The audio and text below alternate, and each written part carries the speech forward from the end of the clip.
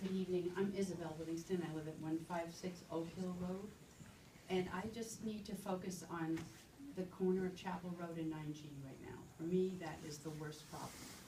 And I was driving from Hudson the other day with my GPS, and it took me right to Chapel Road, and I thought, that is not gonna work. And then I disobeyed the GPS, and it said go to Oak Hill Road. So maybe if there's a way to disobey the GPS, it could send the traffic where it least affects the neighbors.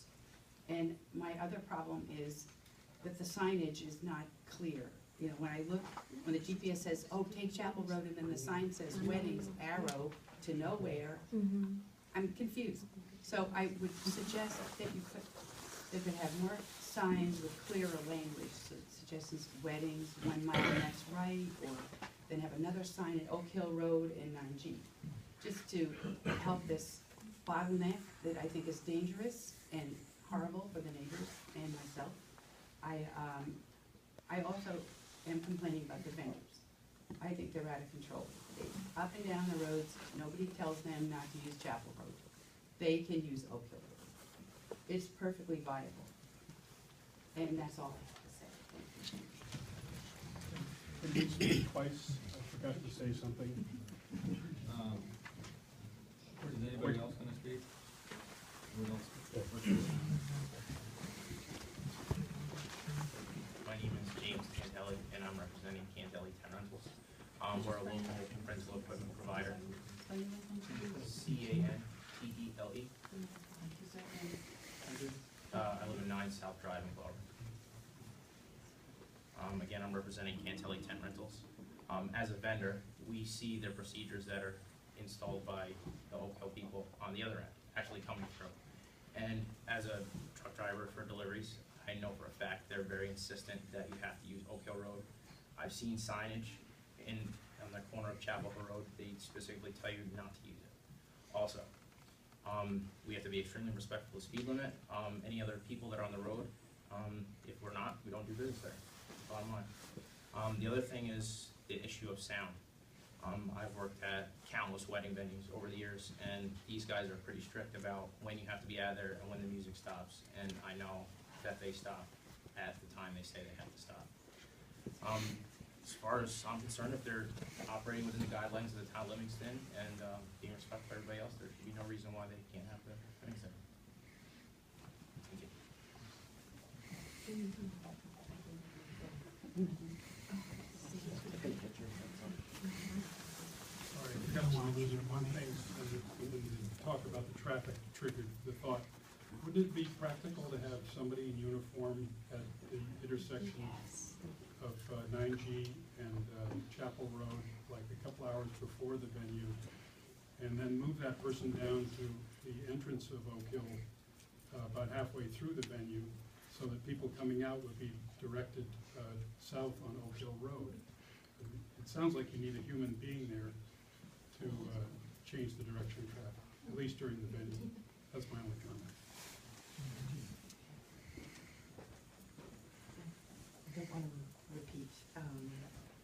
My name is Kate Tyler. I live at 171 Oak Hill Road. And that's my sister-in-law. T-A-Y? T-Y. T-Y. T-Y. L-O-R? L-E-L-E-R.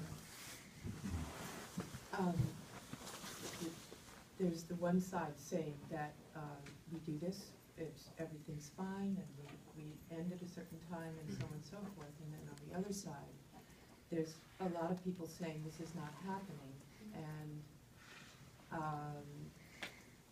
I just think that's really important to address that, because so far it's not working for a lot of people, and I think it can work, but if the noise issue remains a problem, I think it would be important not only to have a police officer or someone redirecting the traffic, really doing it, because I think there have been efforts at it, but it hasn't worked. So I just think we need to find a way to make it work, and the signage, maybe put a speed limit sign, which people don't pay attention to, but a speed limit sign farther down toward Oak Hill, the venue, Oak Hill. Because I'm right up from the entrance, and the trucks and the, you know, revelers and people really do speed up and down the road. And so I think it's important that we find a way to make it work if this goes through, that those things really need to be addressed, because obviously people are finding that it's not. Thank you.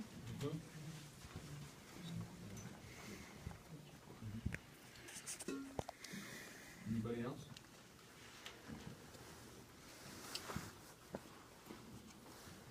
Mr. Chairman, may I just summarize a little bit on behalf of the applicant?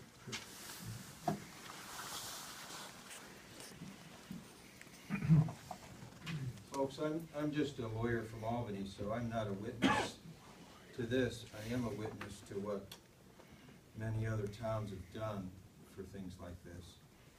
And some people have a feeling tonight that maybe there hasn't been responsiveness here, and I have to tell you that the local law that was passed to control special events here is one of the best written models for this kind of control that I have seen. I ask everyone to take a look at the website, take a look at how it's structured. It is a model for how to control events. We looked at it. We are complying with each and every corner of it. It provides that amplified sound cannot be outside, it has to be indoors. It provides that all of the music stop at 10:30, as people have said today. It provides that we had to provide a site plan to show that we have parking entirely on site for the maximum size wedding. It's simply well written to control all of these issues. It sounds to me like there may be some traffic issues at that one intersection that ought to be dealt with more broadly with the Department of Transportation. And there's enough energy in this room that I have seen and actually represented communities that have put pressure on better controls with stoplights, particularly in the face of tragedy. So I would suggest that you consider the energy that you've accumulated tonight to think about that intersection on behalf of the broader community. Our vendor contracts require the use of Oak Hill Road. We will continue to work on those issues with them. And I promise you that nobody on behalf of the Livingston family would ever consider for a moment tolerating any fireworks on the property. It is American heritage property. No, you know, the thought of a fire is astounding to the family. That's why one of the reasons we're putting a sprinkler system in the barn, so it's preserved as a American, part of the American heritage of the entire farm. And so, you know, there is no fireworks allowed. I'm not sure where this alleged history comes from. I do know this. I've watched, and there is a tremendous amount of noise that comes from the other side of the river. The parties on the side of the river that resound over the lake, over the river, I've witnessed from the river and so forth. I think that's a broader community issue. That occurs more than 12 nights a year. It's just relentless some nights. I've witnessed that from boats, from both sides of the river, and from the villages on the other side of the river. And I think some of the energy tonight ought to be considered to mobilize with respect to approaching some of those venues, because a town has the ability to impose noise ordinances and deal with those things. And I think that those are issues that should be considered on the other side of the river. I also, nobody has taken the time to read all of the letters in support, but I will tell you one of the letters in support is from Claremont, and many of the letters in support are from the other businesses, the tourism folks, and the people that benefit from these 12 evenings a year. Would you buy a house next door? Yeah, I would. I would love to buy a house. Great, there's gonna be some. Right in there and listen to them. Spend the weekend at my house. Anybody else that hasn't spoken yet? Okay, we're gonna close the public hearing.